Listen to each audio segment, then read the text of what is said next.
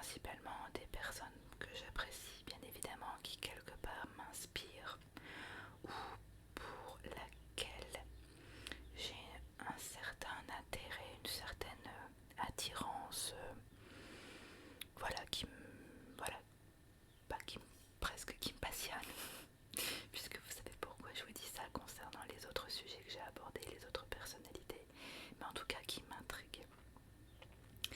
Et là, tout bonnement, je cherchais assez naturellement et tout simplement, un jour j'ai entendu parler d'un autre personnage qui n'est pas celui dont je vais vous parler aujourd'hui, mais c'est en tout cas la personne dont j'ai entendu parler qui m'a donné envie de parler de cette personne en particulier. Ouais, je sais, vous en avez marre de bien-en vous faites. Je vais vous faire la biographie de la reine Catherine de Médicis. Catherine de Médicis. Ouais, elle sort d'où celle-là? Comme j'ai déjà pu l'expliquer pas mal de fois, je suis assez férue d'histoire. J'aime l'histoire avec un grand H. C'est parce que je trouve que l'histoire, ça allie plutôt bien, comment dire, ma curiosité et ma volonté d'apprendre beaucoup de choses. J'aime apprendre, j'aime savoir des choses.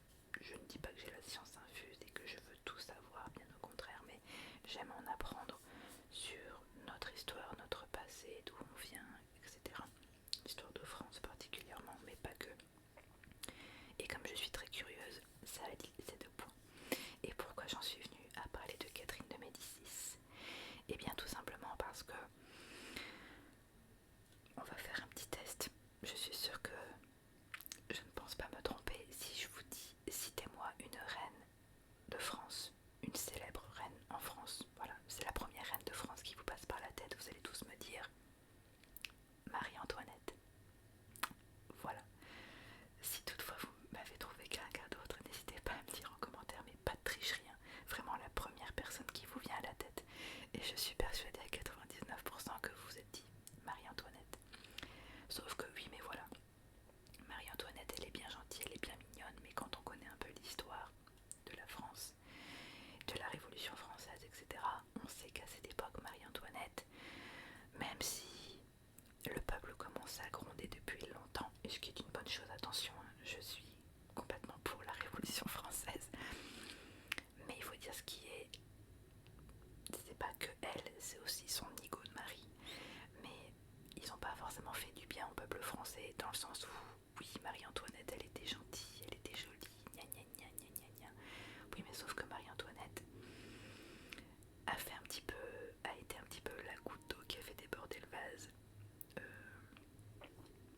Je résume, hein, j'englobe très rapidement, mais en gros, elle a été la goutte d'eau qui a fait déborder le vase au sein du peuple français, de la civilisation française, et un peuple qui était déjà en souffrance, et suite aux dépenses trop fastueuses et trop excessives et inutiles de la très chère reine Marie-Antoinette, eh bien le peuple s'est révolté. Même si j'insiste bien encore une fois, oui, le peuple grondait déjà depuis un moment, oui, il était déjà dans la misère depuis un moment, et non, ce n'est pas que de la faute de Marie-Antoinette, c'est tout un gouvernement, tout un contexte, mais c'était un peu une reine qui n'est pas arrivée au bon moment, et elle a fait un petit peu chuter sa cote de popularité toute seule. Et donc, voilà pourquoi j'en viens à parler de Catherine de Médicis, parce que justement, on est toujours en train de parler de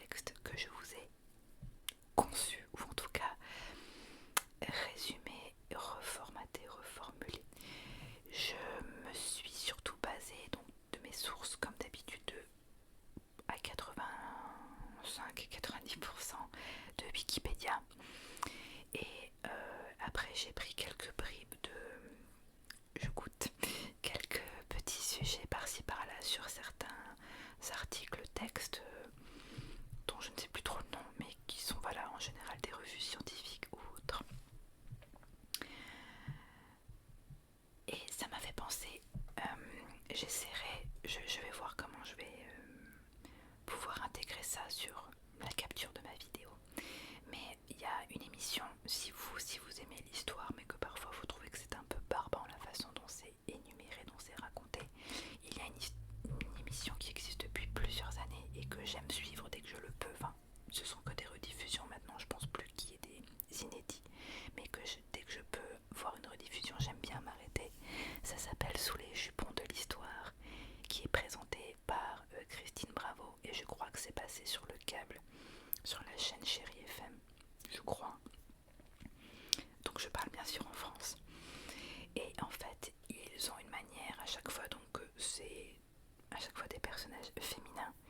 Et ce sont des reines ou des courtisanes, enfin pas des courtisanes, mais des impératrices, des reines ou des personnages féminins importants de l'histoire de France.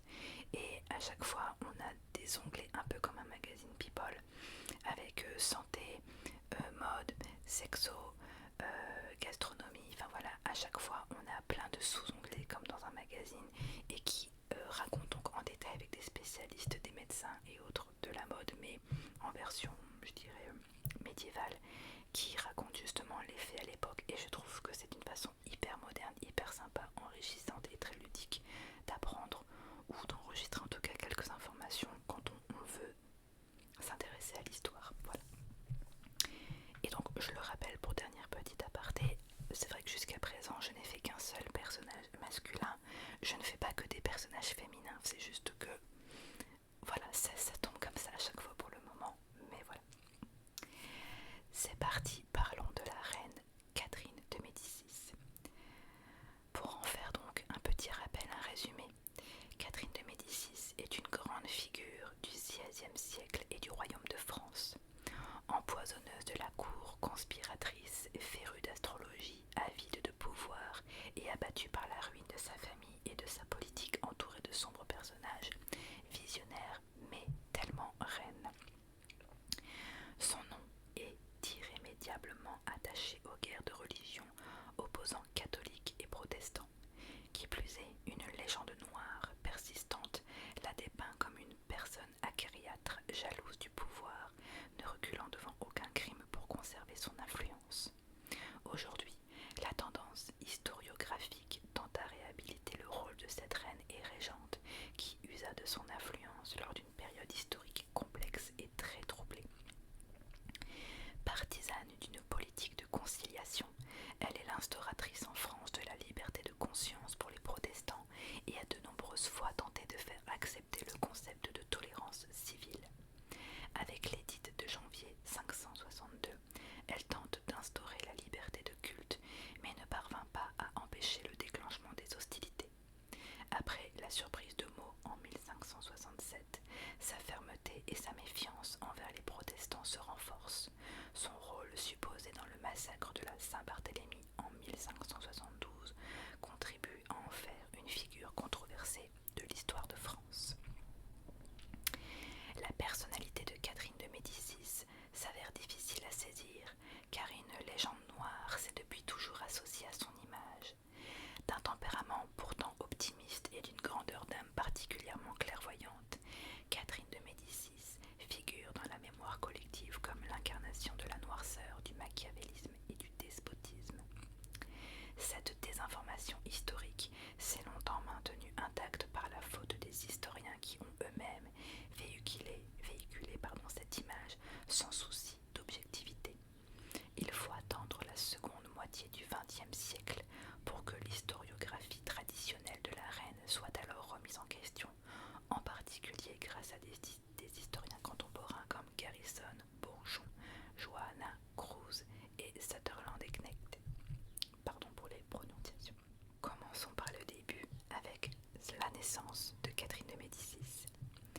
Née à Florence, en Italie, le 13 avril 1519, sous le nom de Caterina Maria Romora di Lorenza de Medici.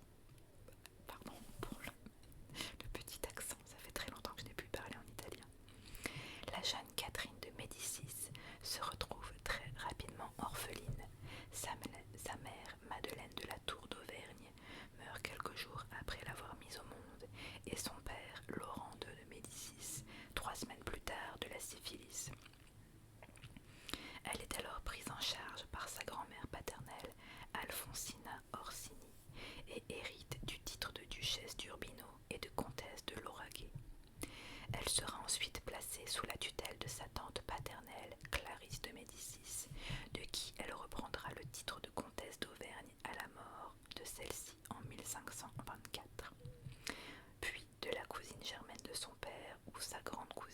Maria Salviati, mère de son cousin, le futur grand-duc de Côme. Elle devient l'unique héritière de la fortune des Médicis et lui vaut le surnom de Duchessina, la petite duchesse, de la part des Florentins. Voilà, donc on sait déjà que elle grandit dans une famille, elle naît et grandit dans une famille déjà fortunée, aisée et on va dire membre de l'aristocratie. Donc malgré le décès de ses parents, elle n'est pas délaissée, elle est plutôt bien entourée par sa famille. Les Médicis ont joué un rôle important durant l'enfance de Catherine. Elle bénéficie de la protection de son grand-oncle, le pape Léon X, puis surtout de celle de Clément VII, un de ses cousins, élu pape également en 1523 et qui la loge dans son palais Médicis-Ricciardi. Alors, Médicis-Ricciardi ou Ricciardi, ça dépend comment vous mettez l'accent. L'enfance de Catherine dans la ville de Florence est perturbée par la guerre que se livrent Clément VII et l'empereur Charles Quint. Les républicains florentins profitent de la défaite du pape et du désordre qui règne à Rome pour se révolter contre les Médicis et prendre le contrôle de la ville. En 1529, Catherine est prise en otage par les républicains qui menacent d'abuser d'elle et de la tuer quand les troupes de l'empereur du Saint-Empire romain germanique mettent en place le siège de la ville. Catherine n'a alors que 10 ans et restera toute sa vie marquée par la cruauté politique de ce conflit. Pour la protéger, on la place dans différents couvents, couvent de Sainte-Lucie al Prato, puis au couvent de Sainte-Marie des Emmurés, où par souci de sécurité, on lui fait prendre l'habit de nonne. Une fois la ville de Florence soumise au pouvoir du pape et de l'empereur, Catherine est emmenée à Rome, au Vatican, où désormais elle va grandir auprès de Clément VII. Voilà, donc même là, elle a déjà vécu dans son enfance un traumatisme de guerre, un traumatisme politique, mais arrive à s'en sortir et de nouveau à être entourée par sa famille. Placée sous la protection directe du pape, elle y reçoit une éducation très soignée. Elle bénéficie ainsi d'une culture raffinée, imprégnée d'humanisme et de néoplatonisme. Elle quitte l'Italie en 1533 lorsque le pape fait alliance avec le roi de France, François Ier, de la maison des Valois, qui prévoit de la marier à l'un de ses fils cadets, Henri, alors duc d'Orléans, afin de contrecarrer l'influence à Rome de Charles Quint. En tant qu'unique héritière de la branche aînée des Médicis, famille dominant alors à Florence, et avec un oncle pape à la tête des États pontificaux, Catherine représente en effet un parti utile pour François Ier dans le contexte des guerres d'Italie. Néanmoins, on préfère attendre un meilleur parti pour le dauphin François III de Bretagne et plutôt marier Catherine au jeune frère du dauphin Henri, non destiné à régner, car seules les filles d'empereurs ou de rois étaient considérées comme dignes de devenir reine de France. Catherine quitte alors Florence le 1er septembre 1533 et rejoint la France à bord de la galère du pape. Elle apporte avec elle une dot de 100 000 écus d'argent et 28 000 écus de bijoux, ce qui lui vaut de la part des courtisans persifleurs les surnoms de la banquière ou la fille des marchands. Il avait été convenu dans le contrat que le pape procurerait une dot assez importante pour combler le trou des finances royales. Le mariage a lieu à Marseille le 28 octobre 1533 en présence du pape venu s'entretenir avec le roi et lui remettre personnellement la main de Catherine. Le contrat de mariage étant signé après le traité d'alliance qui prévoit que le pape aide le roi François Ier à reconquérir le duché de Milan et de Gênes en échange du mariage. Après le bal de mariage, le couple se rend dans la chambre nuptiale remplir ses devoirs conjugaux, suivi par le roi qui reste présent jusqu'à la consommation du mariage. Et oui, c'était de bonne guerre à l'époque, c'était super pour avoir un peu d'intimité. Le pape s'y rend dès le lendemain pour trouver les deux jeunes mariés contents l'un de l'autre, entre guillemets, et rassurés. S'ensuivent des festivités somptueuses qui durent plusieurs semaines.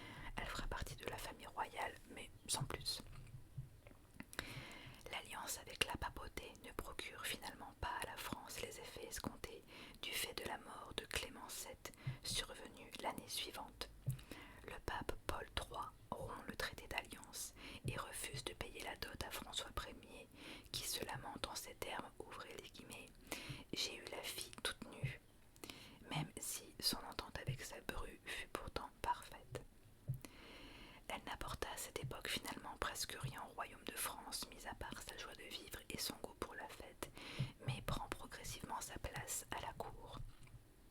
Au début de son mariage, Catherine n'occupe que peu de place, bien qu'elle y soit appréciée pour sa gentillesse et son intelligence.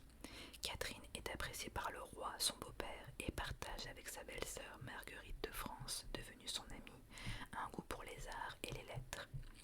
Avec la reine de Navarre, Marguerite d'Angoulême, elle participe à l'élévation culturelle de la cour, notamment par des compositions littéraires.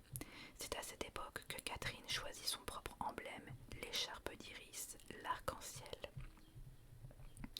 Si Catherine est très amoureuse de son mari, la réciproque n'est pas vraie. Elle n'a pas 15 ans lorsque son jeune mari est plus intéressé par Diane de Poitiers, qui fut sa gouvernante pendant son enfance et qui ont juste à peu près 20 ans d'écart, que par elle. Henri est éperdument amoureux de Diane de Poitiers et lui fait un cadeau à sa maîtresse, cadeau donc du château de Chenonceau, et lui construit le château d'Annette. Avec une grande influence sur son amant, elle lui conseille sur sa politique et sur son couple. Diane est même surnommée la plus que reine. Le 10 août 1536, après 3 ans de mariage, le destin de Catherine bascule. Le dauphin de France, François, meurt soudainement après avoir bu un verre d'eau, faisant de l'époux de Catherine l'héritier du trône. Sauf que cette mort inopinée semblait trop évidente aux yeux des membres de la cour, et l'empoisonnement est tout de suite envisagé, et Catherine de Médicis est pointée du doigt car cette mort fait d'elle la prochaine reine de France. C'est d'ailleurs à partir de cet événement que sa réputation d'empoisonneuse est née. Parce que là, oui, on va y revenir encore, mais souvent quand on parle de Catherine de Médicis, souvent on parle de poison et de mort inexpliquée. Apparemment, Catherine de Médicis avait un don pour manipuler les potions. À présent, dauphine, le destin de Catherine semble tout tracé, mais Catherine et Henri n'ont toujours pas d'héritier. Pour Catherine, la menace de répudiation plane dès 1536, année durant laquelle on estime qu'Henri et Diane sont à respectivement 17 et 36 ans devenus amants. Mais elle reçoit l'inattendu appui de sa rivale, qui est aussi à la fois sa cousine et celle de son mari. Vous voyez, c'est déjà un beau schmilblick. Et donc, je récapitule un petit peu la répudiation, c'est-à-dire que au bout d'un certain temps, quand une épouse, donc surtout dans la haute société, quand une épouse n'est pas en mesure de fournir des enfants à son mari, il est en droit de la répudier, c'est-à-dire de l'écarter, de faire comme une sorte de divorce, de faire une annulation de mariage pour non-accomplissement, pour ne pas avoir rempli son devoir, même si elle a consommé son mariage. Elle ne remplit pas son rôle.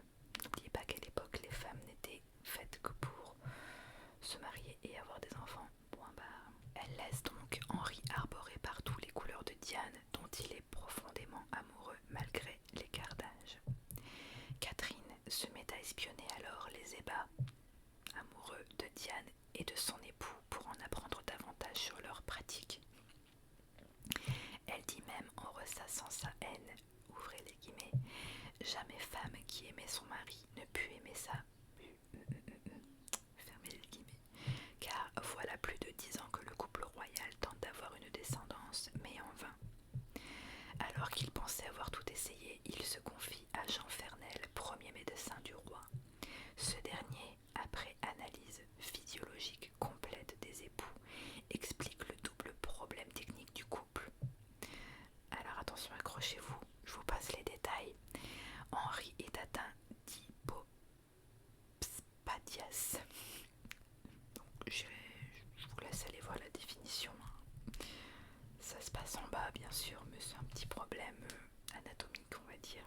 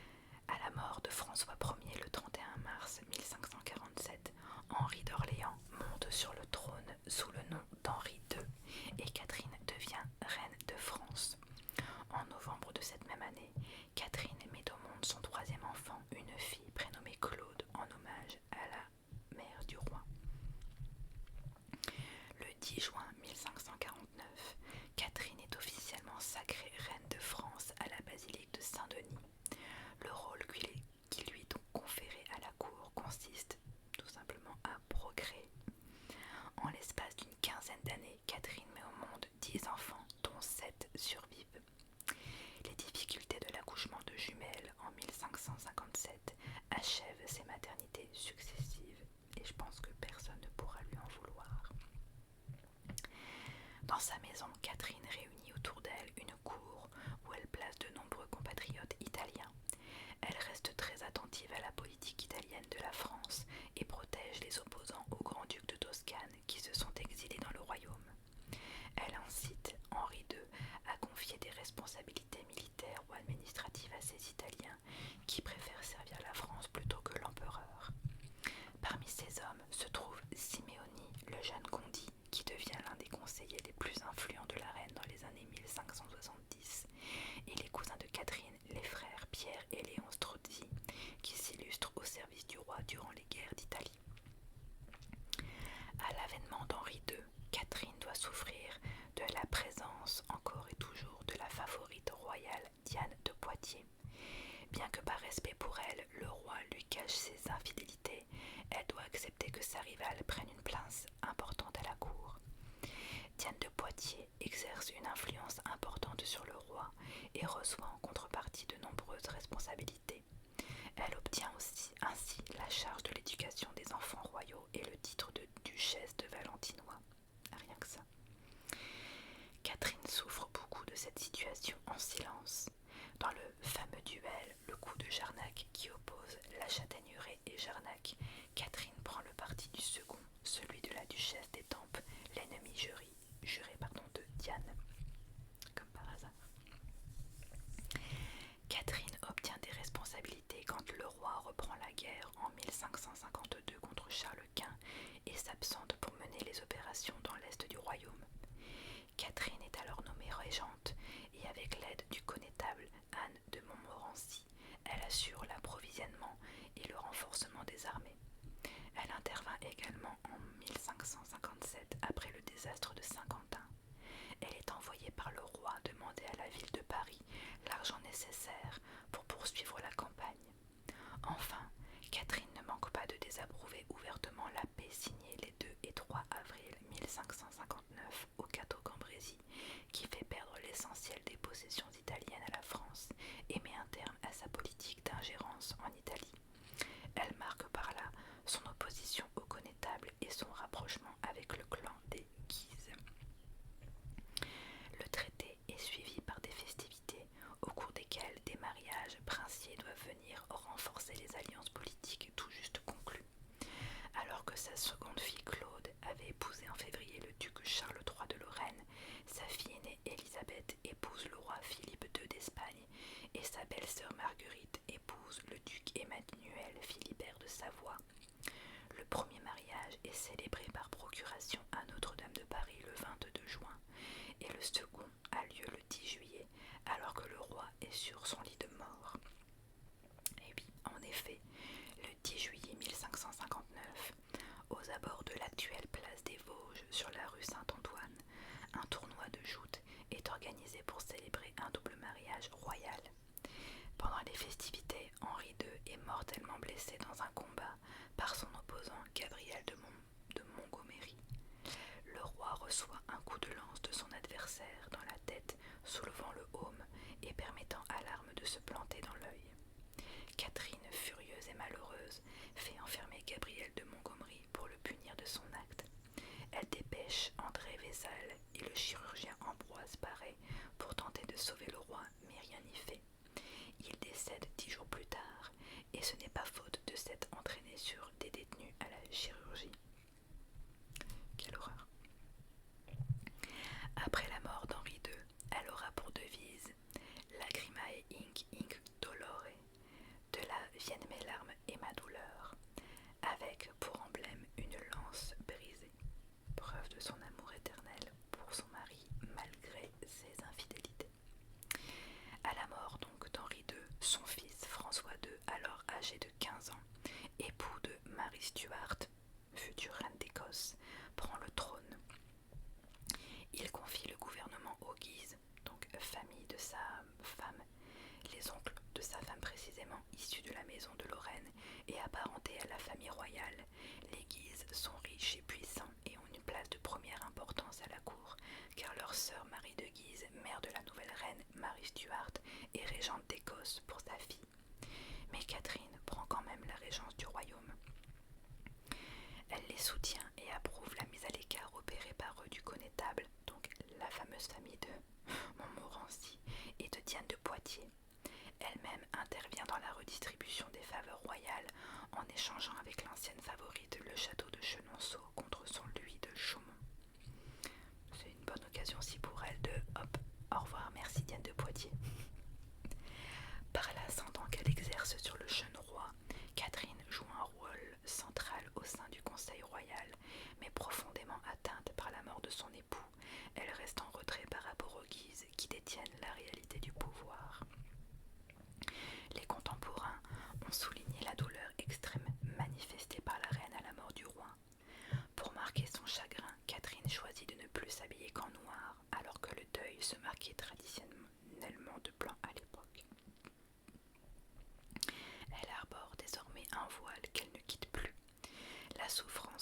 chez elle le souvenir de son défunt époux la pousse même à ne pas assister au sacre de son fils le 18 septembre 1559.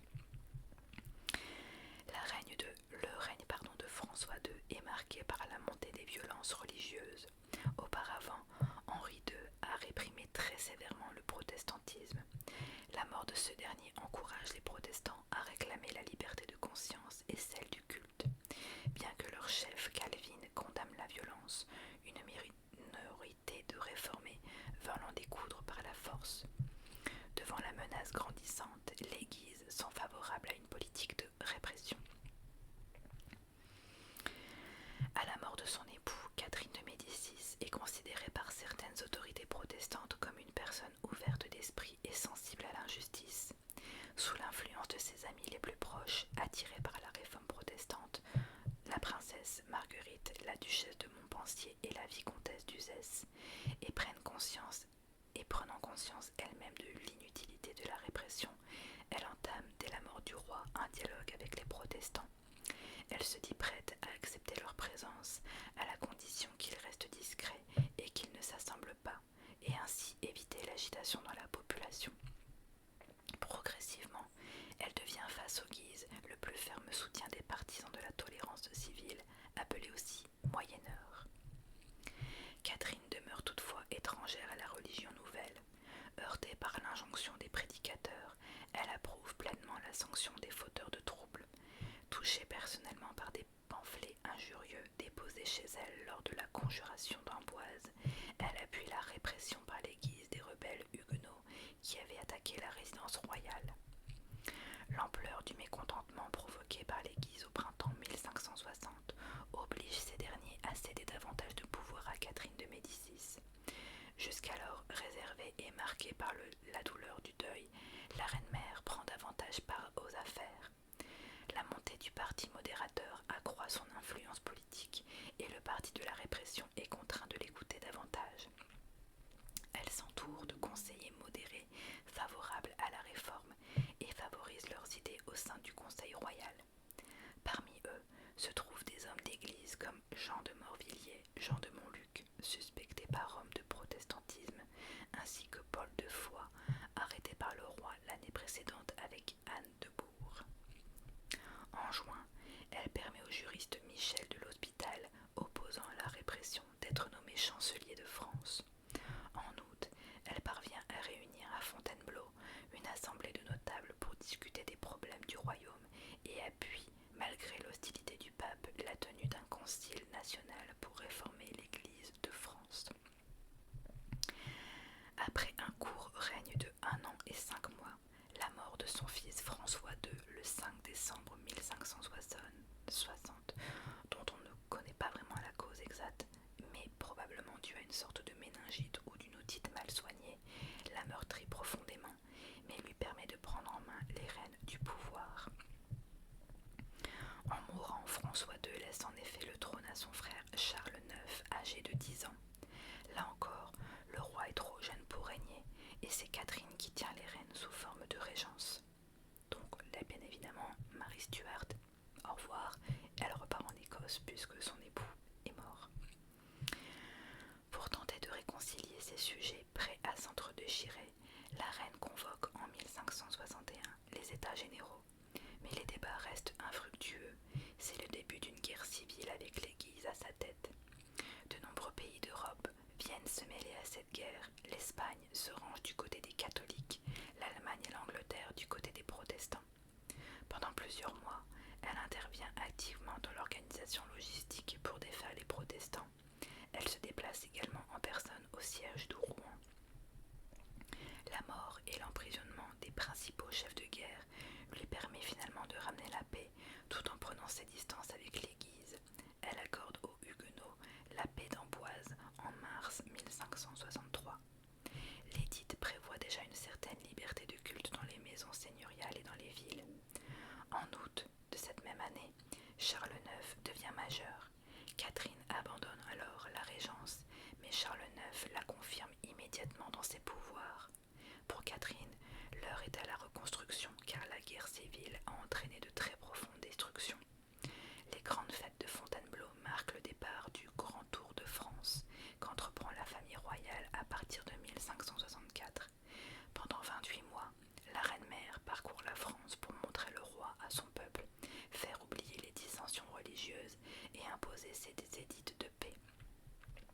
Son but est également de provoquer la rencontre des chefs d'État européens et de relancer un nouveau concile.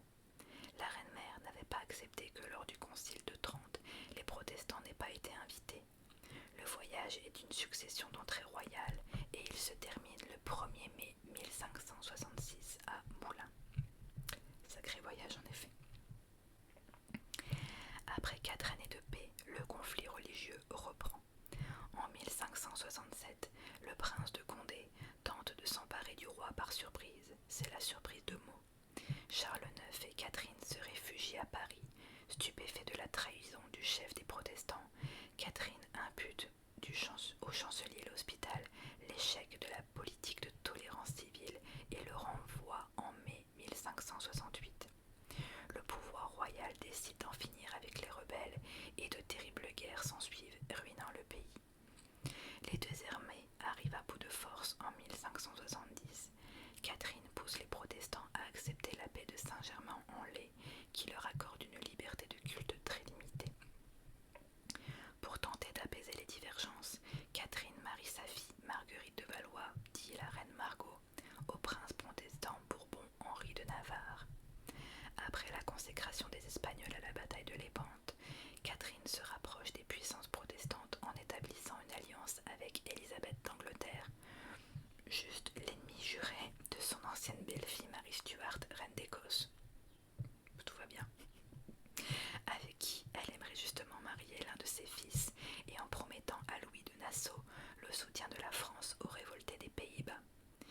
La mort en juin 1572 de la reine de Navarre, Jeanne d'Albret, une importante rivale politique du côté protestant et mère d'Henri de Navarre, futur Henri IV, quelques jours avant le mariage de ce dernier avec sa fille Marguerite de Navarre, l'arrange.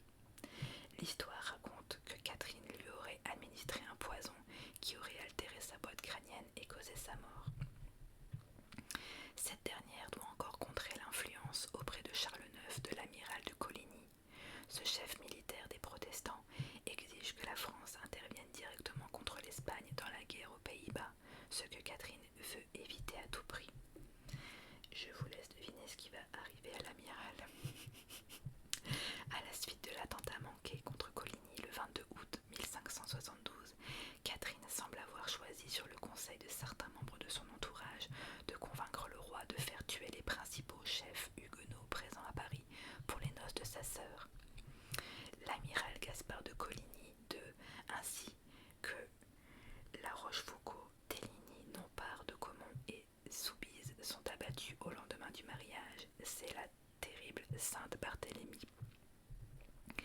Le massacre dit de la Saint-Barthélemy commence dans la nuit du 23 au 24 août 1572.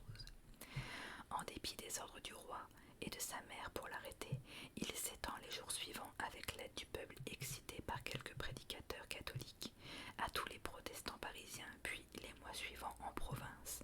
Il fait plusieurs milliers de victimes. Le massacre de la Saint-Barthélemy a suscité un important débat historiographique. Des thèses historiques contradictoires se sont longtemps affrontées sur la responsabilité de la reine dans ce massacre.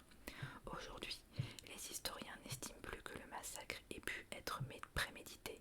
Face à une situation explosive, la reine et le roi se seraient résolus à prendre une décision exceptionnelle. Ce massacre, qui a fait plusieurs milliers de victimes à Paris puis en province, pèse lourd sur la popularité de Catherine chez les protestants et dans l'histoire. Catherine prend le parti de rompre avec sa politique de concorde et fait contraindre les protestants à revenir à la religion catholique. 2 ans plus tard, et après 13 ans sur le trône, en ayant toujours sa mère à ses côtés pour diriger le pays, Charles IX meurt d'une pleurésie, une sorte d'infection respiratoire. Sans descendance directe, rebelote, c'est Catherine qui reprend officiellement la régence. En attendant que son dernier fils, le futur roi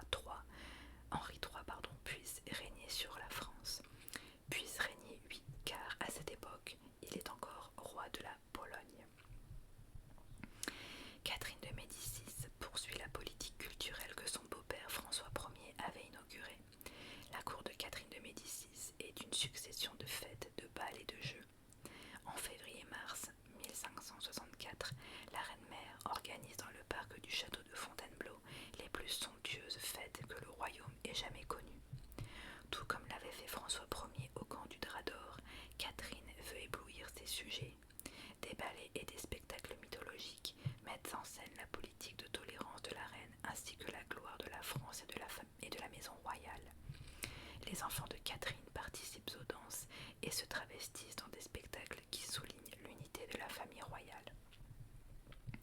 Héritière du goût pour les arts par ses origines italiennes, Catherine est considérée comme l'une des plus grandes mécènes du XVIe siècle. Elle s'entoure d'artistes, de poètes, d'hommes de lettres et de musiciens qu'elle fait venir à la cour et pensionne à son propre service. Tous les arts y sont représentés. Contrairement aux autres monarques de la Renaissance, elle privilégie les artistes français plutôt qu'italiens comme Montaigne, Ronsard ou François Clouet. Elle voit en eux un devenir certain à travers les siècles. Pendant son règne, elle a donc entraîné de nombreuses avancées artistiques, puis a donné naissance à la révolution gastronomique française avec des légumes inconnus jusqu'alors venant d'Italie, comme les haricots, les artichauts, les brocolis ou les petits pois. Catherine, très pieuse et contre la prostitution, enfin de prime abord, car elle s'entoure de nombreuses courtisanes ravissantes dont elle fera ses espionnes et qu'elle baptise en toute simplicité son escadron volant. Pour servir ses intérêts, bien sûr. Ce sont une quinzaine de femmes qui usent de leur charme pour séduire les hommes et attirer leur confidence. Si toutefois elle encourage les festivités et laisse la mode suivre son cours, la reine-mère se montre toujours rigoureuse sur la moralité de sa cour et surveille la vertu de ses filles d'honneur. Lorsque l'une d'entre elles, Isabelle de Limeuil, devient enceinte du prince du Condé en 1564, le scandale provoqué lui attire les foudres de la reine-mère qui la chasse improprement. Elle rédigera même, dans la même année, une lettre pour son fils, le roi, pour la police de cour et pour le gouvernement, une série de conseils qui établit l'emploi du temps d'un roi et la manière de s'occuper de sa cour. Elle est partout, cette femme. Excellente cavalière, on lui attribue parfois l'importation en France de la manière de monter en Amazone, c'est-à-dire une jambe de chaque côté du cheval. Elle a imposé le corset et le caleçon lors des promenades à cheval aux dames de sa cour. En septembre 1574 et à l'âge de 23 ans, le duc d'Anjou, quatrième fils de Catherine et roi de Pologne, succède alors à son frère sous le nom de Henri III. Connu pour être le fils préféré et sans doute le plus intelligent, le nouveau roi entend gouverner par lui-même. Pendant son retour, le roi a commencé à répartir les postes publics aux membres de son entourage. Inquiète de voir lui échapper le contrôle du pouvoir, Catherine se déplace à sa rencontre et descend avec la cour jusqu'à Lyon. Elle entre en opposition avec son fils sur la distribution des dignités de la cour. Si elle parvint à maintenir auprès du roi certains de ses fidèles comme le comte de Retz et elle laisse le roi réorganiser l'étiquette à sa guise. Elle se réjouit toutefois de la capture de Montgomery, l'homme qui avait accidentellement tué son mari et qui depuis combattait dans le camp réformé. Elle encourage la justice à procéder à son exécution qui a lieu le 26 juin 1574. C'est une période tendue pour Catherine qui se remet mal de la mort de sa fille Claude et qui entretient pendant quelques mois des rapports difficiles avec la nouvelle reine Louise de Lorraine que son fils épouse en février 1575. Désormais, Catherine continue d'exercer le pouvoir, mais elle ne peut plus agir sans le consentement du roi. Catherine éprouve également un sentiment d'hostilité envers les favoris du roi qui restreignent l'accès au souverain et prônent parfois une politique contraire à la sienne. Elle contribue notamment à la chute de Bellegarde à la fin de l'année 1574. Sa présence à la cour s'avère particulièrement utile pour accommoder le roi avec François d'Alençon, son fils cadet, victime des calomnies répandues par les mignons, les favoris en quelque sorte de la cour. Elle n'hésite pas à poursuivre son jeune fils et à le ramener à la raison quand il s'enfuit et prend les armes en 1576 face à la Ligue. Alors la Ligue, c'était déjà un mouvement, on va dire que c'était les prémices des révolutionnaires, des frondeurs. En 1578, elle entame un nouveau tour de France au cours duquel elle rencontre son gendre Henri de Navarre, devenu l'un des chefs protestants, et le réconcilie avec sa fille Marguerite, avec qui elle s'était brouillée. En dépit de ses rhumatismes, Catherine continue son voyage en litière et à dos de mule, se privant la plupart du temps de confort. Elle traverse des régions aux mains des rebelles. Elle se rend en Languedoc où elle séjourne en mai 1579 au château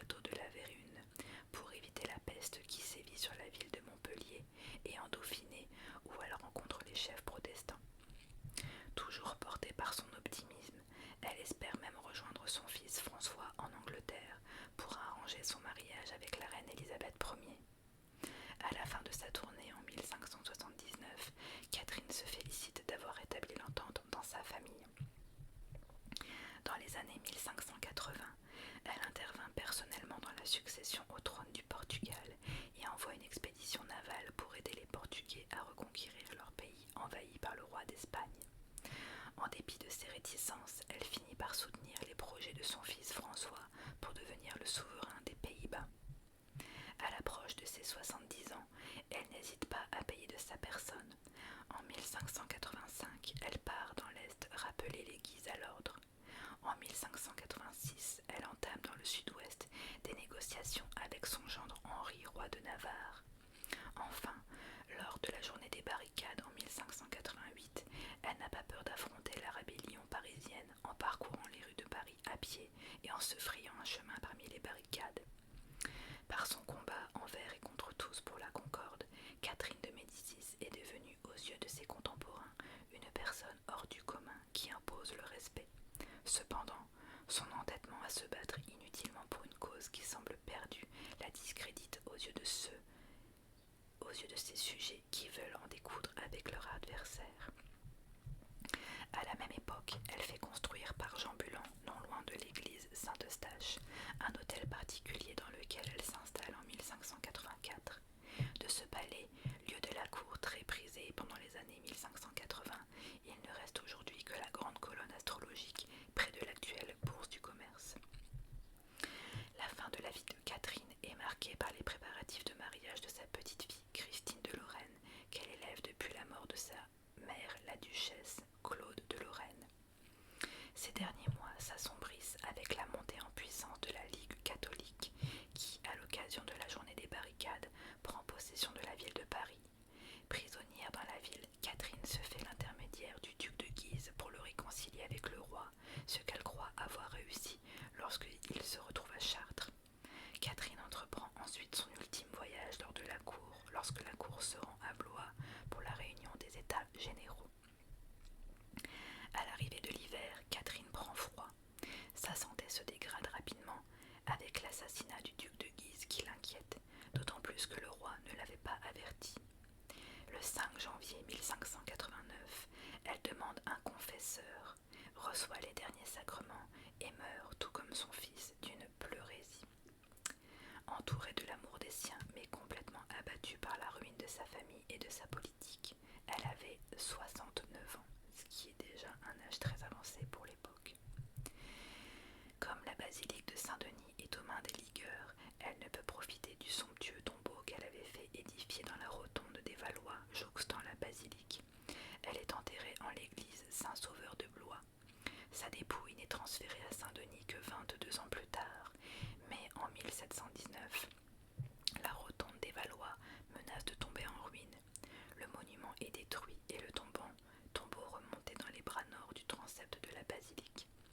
Le 1er août 1793, les révolutionnaires profanent le tombeau et jettent les dépouilles du roi Henri II et de la reine Catherine de Médicis dans une fosse commune. Le 18 janvier 1817, sous la Restauration, les corps sont retrouvés et déposés dans l'ancien caveau de Turenne en la basilique de Saint-Denis. Selon une anecdote célèbre au sujet de sa mort, une quinzaine d'années auparavant, vers 1571, son astrologue, Côme Ruggieri, lui aurait prédit qu'elle mourrait près de Saint-Germain. Catherine de Médicis, très superstitieuse, s'éloigna alors de tous les endroits rappelant de près ou de loin Saint-Germain, pensant ainsi échapper à la funeste prédiction. Ainsi, par exemple, elle fit interrompre la construction du palais des Tuileries, dépendant de la paroisse de Saint-Germain-l'Auxerrois, et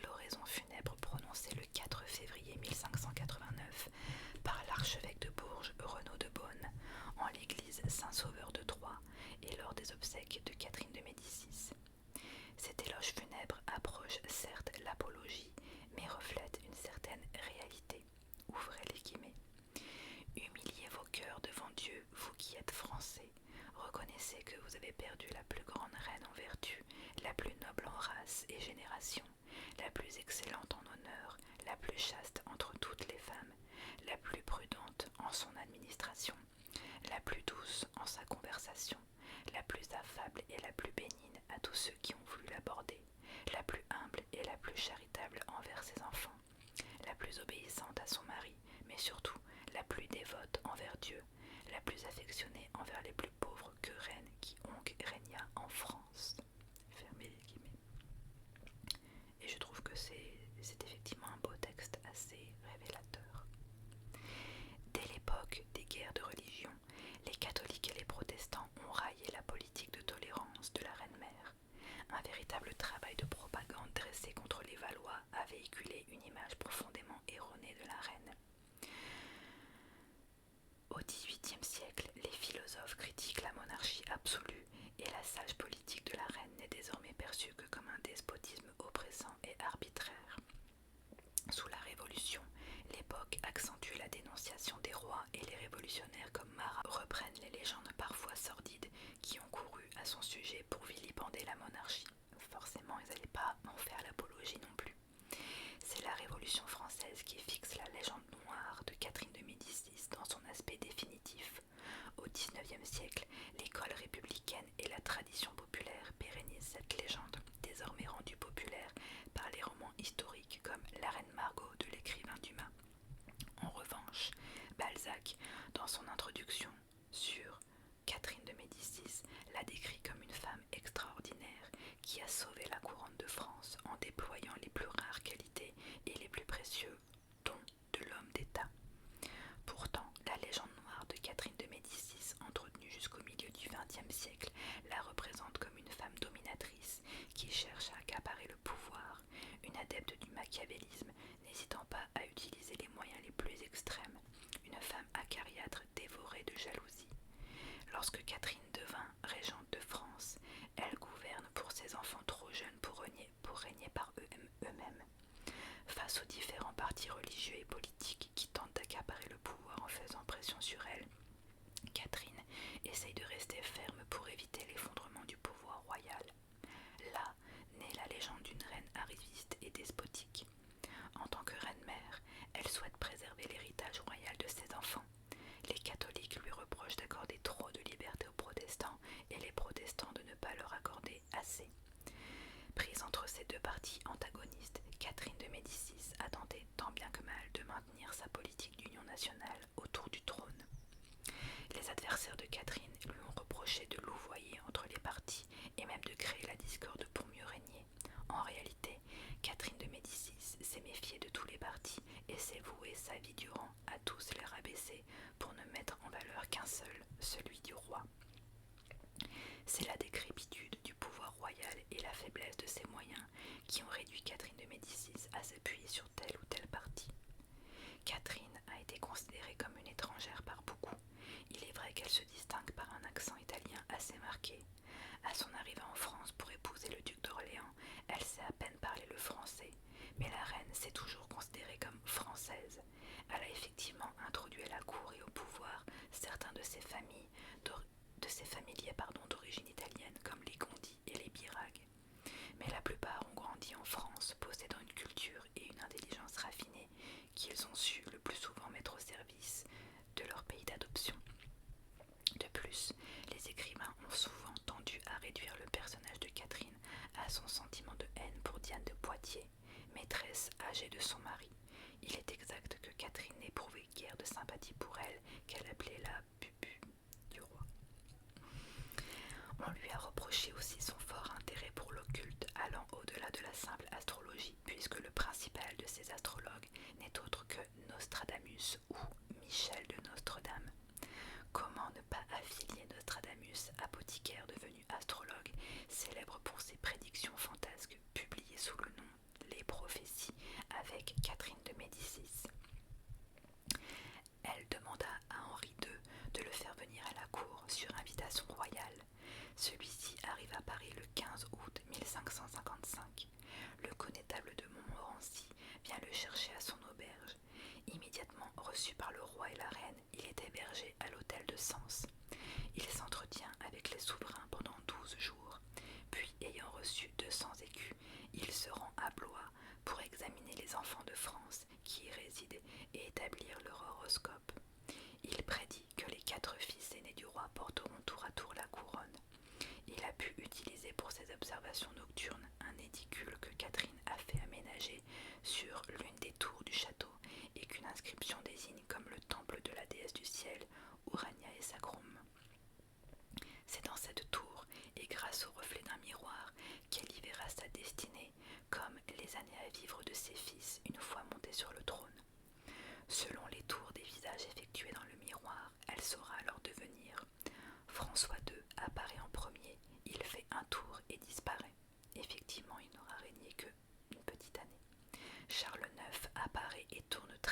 sur lui-même. Il aura régné 13 ans. Enfin, c'est au tour d'Henri III, fils préféré de Catherine de Médicis, de faire son apparition. Il effectue 15 rotations. Soudain, c'est le visage d'Henri de Bourbon, futur Henri IV, qui apparaît.